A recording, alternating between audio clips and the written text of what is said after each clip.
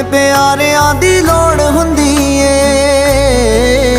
ਇਹਨਾਂ ਵੇਲਾਂ ਦੇ ਤਾਂ ਆਸਰੇ ਹੀ ਰੁੱਖ ਨੇ, ਸਹਾਰਿਆਂ ਦੀ ਲੋੜ ਹੁੰਦੀ ਏ। ਜੀ ਮੁਹੱਬਤਾਂ ਦੇ ਆਪਣੇ ਹੀ ਦੁੱਖ ਨੇ, ਪਿਆਰਿਆਂ ਦੀ ਲੋੜ ਹੁੰਦੀ ਏ।